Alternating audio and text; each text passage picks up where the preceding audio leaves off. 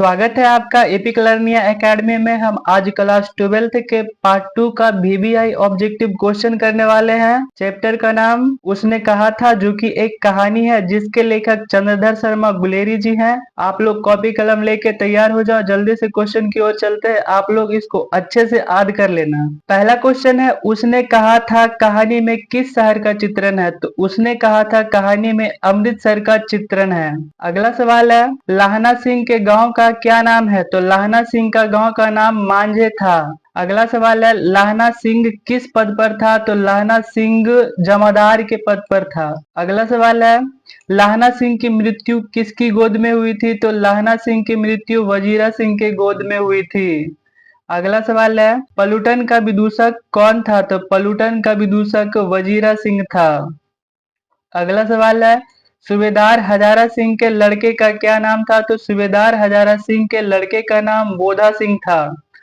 अगला सवाल है, भारतीय सिपाहियों का किसके साथ संघर्ष हुआ था? तो भारतीय सिपाहियों का जर्मनी के साथ संघर्ष हुआ था। अगला सवाल है, जर्मन लेफ्टिनेंट को किसने मार गिराया था? तो जर्मन लेफ्टिनेंट को लाहना सिंह ने मार गिराया था। अगला सवाल है, सिख राइफल के जमादार लाहना सिंह का नंबर क्या था? तो सिख राइफल के जमादार लाहना सिंह का नंबर 77 था। अगला सवाल है, सरकार ने सूबेदार को जमीन कहाँ दी थी? तो सरकार ने सूबेदार को लायलपुर में जमीन दी थी। अगला सवाल है, गुलेरी जी का जन्म हुआ था? तो गुलेरी जी का जन्म कहाँ हुआ था? तो जयपुर राजस्थान में हुआ था। अगला सवाल है, सुखमयी जीवन किनकी रचना है? तो सुखमयी जीवन चंद्रधर शर्मा गुलेरी जी की रचना है। अगला सवाल है, उसने कहा था कहानी कब प्रकाशित की गई? तो उसने कहा था कहानी 1915 में प्रकाशित की गई। अगला सवाल है, कछुआ धर्म किसकी कृति है? तो कछुआ धर्म चंद्रधर शर्मा गुलेरी जी की कृति है। अगला सवाल है, पुरानी हिंदी रचना किनकी है? तो पुरानी हिंदी रचना चंद्रधर शर्मा गुलेरी जी की है। अगला सवाल है, कौन सा निबंध गुलेरी जी की रचित नहीं है? तो मजदूरी और प्रेम चंद्रधर शर्मा गुलेरी जी की रचित कहानी नहीं है। अगला सवाल है, कुड़ाई का क्या अर्थ होता है? तो कुड़ाई का अर्थ मंगनी होता है। अगला सवाल है, बोधा कौन था? तो बोधा सूबेदार हजारा सिंह का बेटा था। बोधा कौन था? सूबेदार हजारा सिंह का बेटा था। अगला सवाल है, चंद्रधर शर्मा गुलेरी की कहानी कौन सी है? उसने कहा था चंद्रधर शर्मा गुलेरी जी की कहानी है। अगला सवाल है, कौन सी कहानी चंद्रधर शर्मा गुलेरी की लिखी हुई नहीं है? तो कफन चंद्रधर शर्मा गुलेरी जी द्वारा लिखा हुआ नहीं है। अगला सवाल है, गुलेरी जी किस गांव के मूल निवासी थे? तो गुलेरी जी गुलेर नामक गांव का मूल निवासी थे। अगला सवाल है, उसने कहा था कहानी के कहानीकार कौन है? तो उसने कहा था कहानी के कहानीकार चंद्रधर शर्मा गुलेरी जी हैं। अगला सवाल है, चंद्रधर शर्मा गुलेरी किस युग के कहानीकार हैं? तो चंद्रधर शर्मा गुलेरी जी द्विवेदी युग के कहानीकार थे। अगला सवाल है, उसने कहा था कहानी कितने भागों में विभक्त है? तो उसने कहा था कहानी 5 भागों में विभक्त है।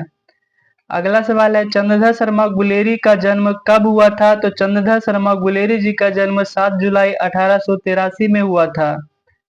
अगला सवाल है, लाहना सिंह किस कहानी का पात्र है? तो लाहना सिंह उसने कहा था कहानी का एक पात्र है। अगला सवाल है, उसने कहा था किस प्रकार की कहानी है? तो उसने कहा था कर्म प्रधान कहानी है। अगला सवाल है, पुरानी हिंदी रचना किसकी है? तो पुरानी हिंदी रचना चंद्रधर शर्मा गुलेरी जी की है। अगला सवाल है, कीरत सिंह कौन था? तो कीरत सिंह लाहना सिंह का भतीजा था। अगला सवाल है, बचपन में लाहना सिंह लड़की से बार बार कौन सा प्रश्न करता था? तो बचपन में लाहना सिंह लड़की से बार बार पूछता था क्या तेरी कुड़माई हो गई, और लड़की धतकाकर भाग जाती थी। अगला सवाल है, लेफ्टिनेंट साहब सूबेदार को कितने आदमी खंदक में छोड़कर जाने को कहता है? तो लेफ्टिनेंट साहब सूबेदार को 10 आदमी खंदक में छोड़कर जाने को कहता है। अगला सवाल है, अमृतसर में लाहना सिंह के कौन थे? तो अमृतसर में लाहना सिंह के मामा मामी जी रहते थे।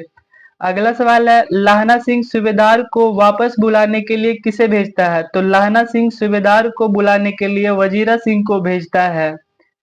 अगला सवाल है, सूबेदारनी ने अपने पति एवं पुत्र की रक्षा के लिए किससे कहा?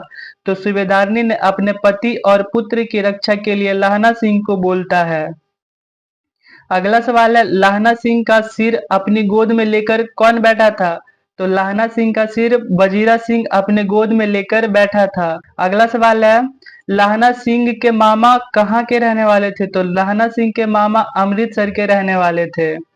अगला सवाल है, उसने कहा था कहानी किस वर्ष प्रकाशित हुई? तो उसने कहा था कहानी 1915 में प्रकाशित हुई थी। और इसको आप लोग अच्छे से याद कर लो, नोट कर लो, और अगला क्लास अगले दिन होगा।